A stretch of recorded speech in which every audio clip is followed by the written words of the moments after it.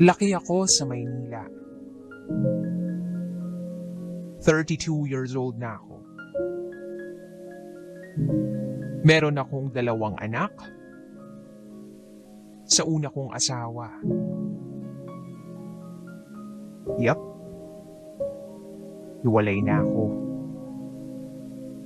Pero, nagkaroon uli ako ng karelasyon. Naitago natin sa pangalang Ron.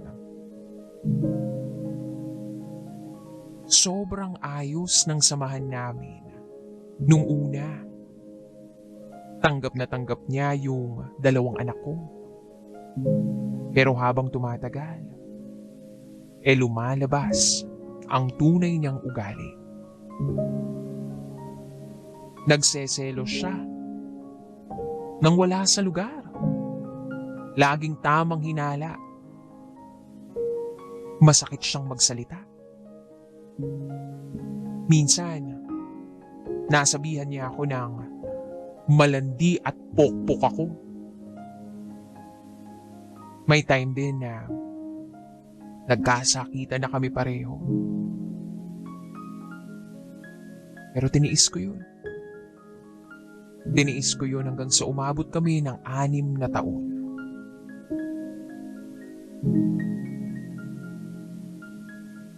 And last year lang,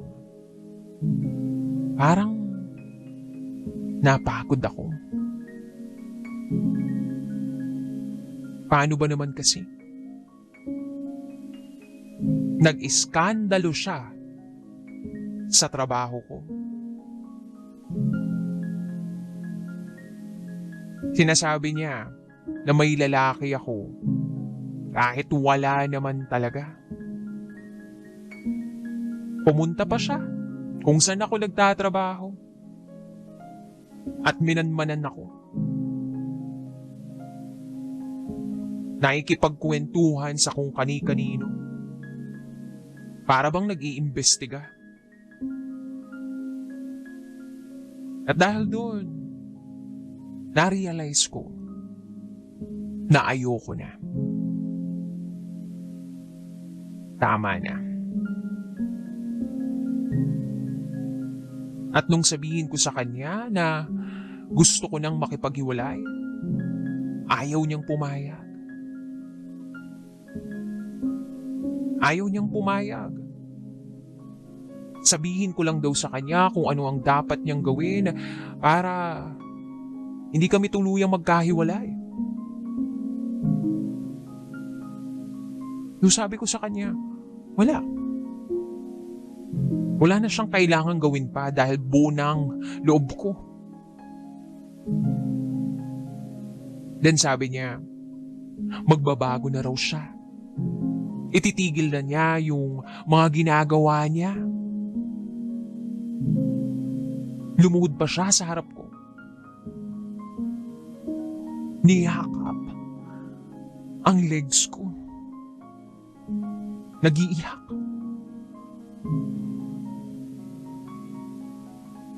Nakaramdam naman ako ng awa sa kanya. Kaya pinatawad ko siya.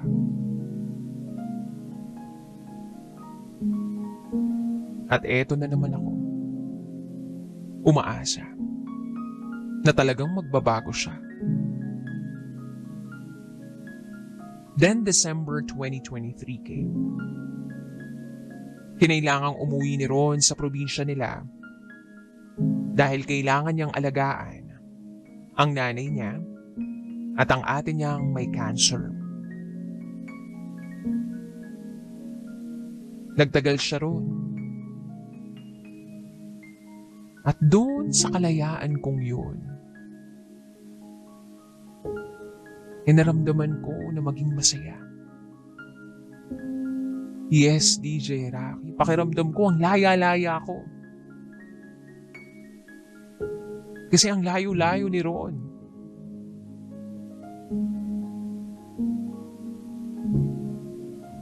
Pangit mang pakinggan pero masaya ako. Nung wala sa tabi ko si Ron. Pero hindi. Kailangan mag-stick ako sa relasyon na yun. Lumipas pa ang mga araw, hindi na kinaya ng ate niya yung sakit niya. Pumanaw ang ate ni Ron. Nagdesisyon ako na umuwi sa kanila bago man lang mailibing ang ate niya. Pero syempre hindi naman ako pwedeng magtagal dahil kailangan kong bumalik agad sa Manila para sa trabaho ko. Nagulat ako nang sumama na rin si Ron sa akin sa Manila. At nang makarating na kami ng Maynila, tumawag sa amin yung ibang kapatid niya. At ang sabi, pumanaw na rin ang nanay niya. Kaya, nagmadali siyang bumalik uli ng probinsya nila. Ako naman,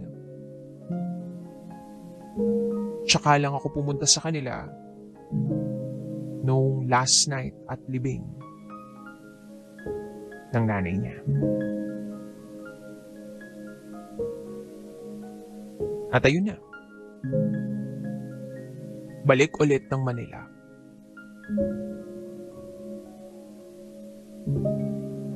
Ako lang yung nakarating ng Manila dahil marami pa siyang aasikasuhin sa probinsya nila. Sa totoo lang, hindi naman sa hiniling ko sa Diyos na mawala ang nanay ni Ron. Pero, dati, inaipangako ko sa sarili ko na kapag nawala ang nanay ni Ron, hihiwalayan ko na siya. Kaya lang naman ako kumakapit kasi sobrang bait ni nanay. Ayaw ko na makitang malugmok si nanay. Lalong-lalo na kapag nakita niya yung anak niya na heartbroken ang dahil sa akin. Mahina na nun si nanay. Kaya gusto ko na maging masaya naman siya. At yun din naman yung sinabi sa akin ng nanay niya. Na kapag hindi ko na kaya, iiwanan ko na raw ang anak niya. Huwag daw ako magtiis dahil meron akong 2 anak. So fast forward, natagalan si Ron sa probinsya nila. Madalas na rin kaming mag-away sa chat.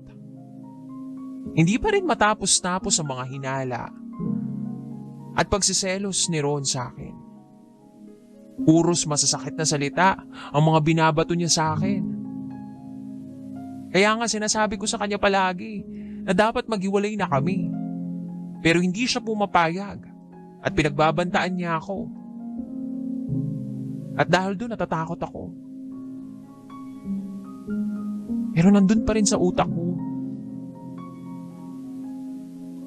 yung parte na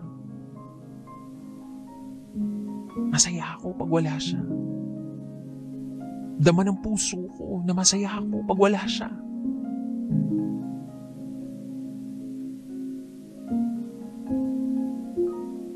Then one time,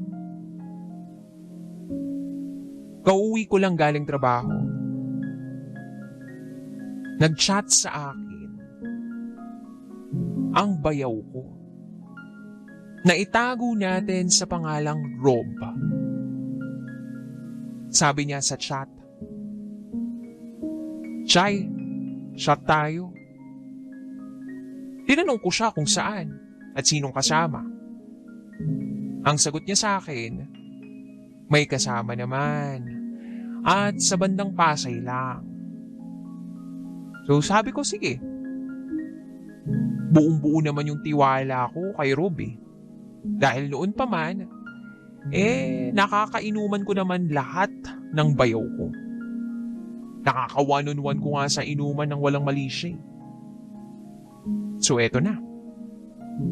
Habang umiinom kami, magkaharap kami, Tinanong ko kung nasa na yung mga kasama namin.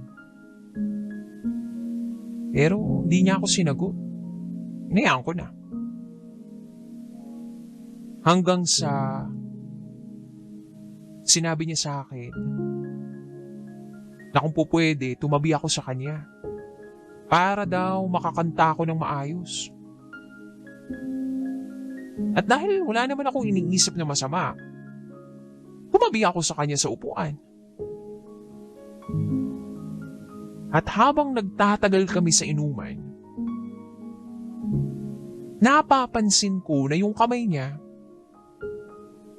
unti-unti niyang inilalagay sa balikat ko. Aba, umaakbay na sa akin. Pero hinayaan ko lang din. Dahil bayaw ko naman siya. Hanggang sa hinawakan niya ang kamay ko at sumandal siya sa balikat ko. Doon ko na tinanong si Ro kung may problema ba siya. Kasi kung meron, pwede naman siyang mag-open up.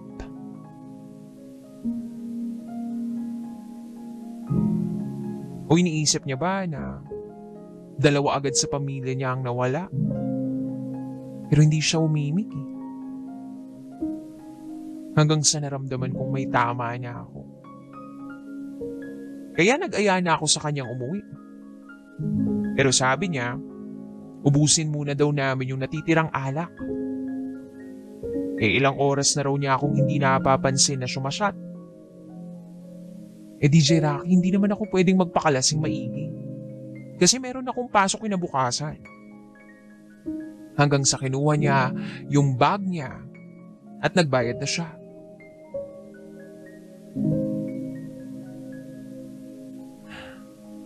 Doon ko napansin na meron siyang daladalang baril sa loob ng bag niya. Kasi nakabukas eh. Nakakabahala naman yun. Nung nagsabi na siya na uwi na kami, sumagot ako agad ng sige. At habang pauwi na kami, nagulat ako dahil iba ang dinaanan niya. Pero hinayaan ko lang kasi sa isip ko baka dadaanan lang siya. Bigla na lang akong nagulat nang pumasok siya sa isang garahe ng motel. Hindi ako makapagsalita. Pero buti na lang, nagkaroon ako ng lakas ng loob. Natanungin siya kung saan kami pupunta? At anong gagawin namin? Pero hindi siya nagsasalita.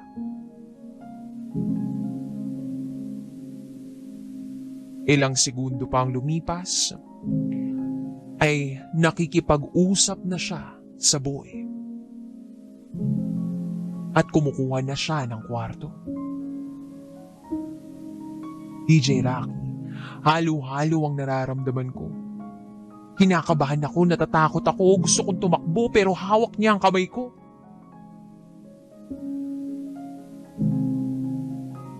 At hindi ko akalain ang mga susunod niyang gagawin sa akin. Takot at takot ako. Gustong gusto kong tumakbo. Pero hawak-hawak niya yung kamay ko. Kinausap ko siya na uuwi na lang ako. Meron naman akong pamasahe. Kaya kong umuwi. Pero sabi niya sa akin, hindi. At inakay niya ako papasok ng kwarto. Nung una, umupo lang ako sa bangko. Sinusubukan kong maging light yung mood. So tinanong ko siya kung anong ginagawa niya. Hindi niya ba naiisip yung kapatid niya? Naka-live-in ko. Hindi niya ba naiisip yung nanay niya? At lalong-lalo na yung asawa at anak niya. Pero hindi siya umiimik. Ang tanging sinabi niya lang sa akin ay, matutulog lang siya at magpapababa ng tama o magpapababa ng tama. So, hinayaan ko siyang humiga sa kama. Ilang minuto pang lumipas. Bigla niya akong tinawag. Ang sabi niya, magkwentuhan daw kami.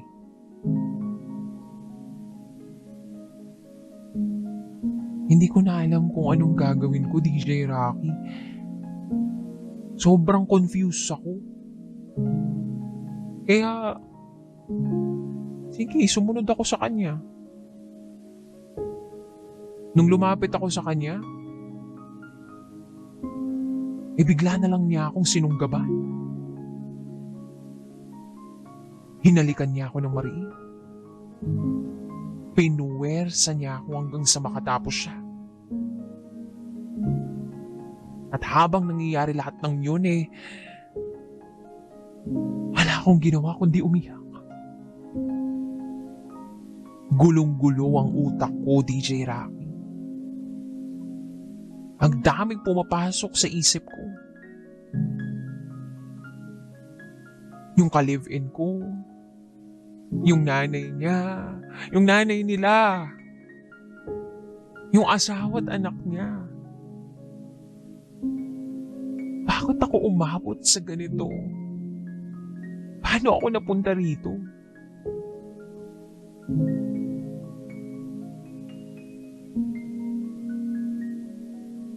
At dahil medyo may tama na rin ako, nakatulog ako. Pagkagising ko,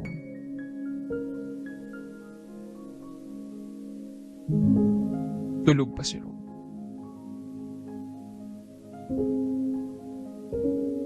Iniisip ko, baka panaginip lang ang lahat. O baka isang malupit na bangungot lang yun. Pero hindi. Nangyari ang hindi dapat mangyari.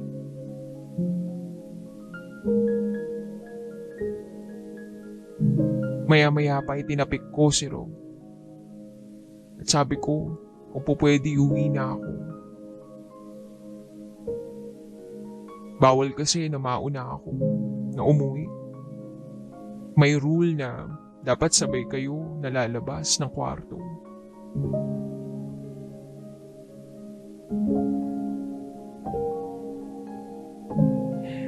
Then, umayag naman siya. Inihatid niya ako sa amin.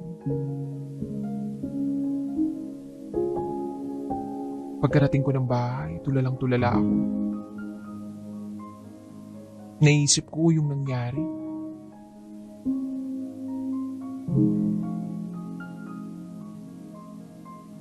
Hindi ko alam kung anong dapat maramdaman ko.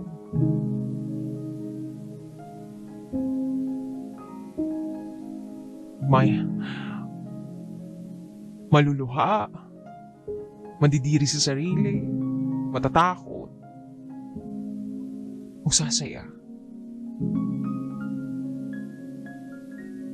Then few days after, bigla na naman ako nakatanggap ng chat mula kay Ro.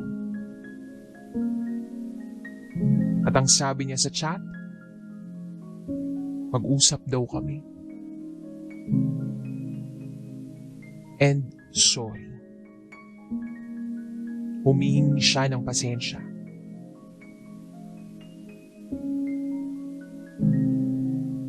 Nang makita ko yung chat niya, nanlamig ako. Pero natagpuan ko na lang yung sarili ko na nagre-reply sa kanya. So pumayag ako na magkita kami. Nakipag-usap ako sa kanya. Tinanong ko siya kung bakit niya ginawa yun.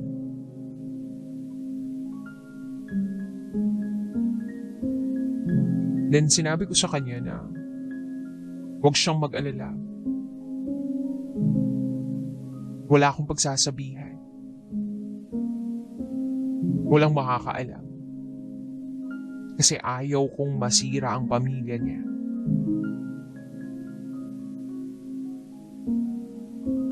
Kaya lang, natagpuan ko na lang ang sarili ko na ginugusto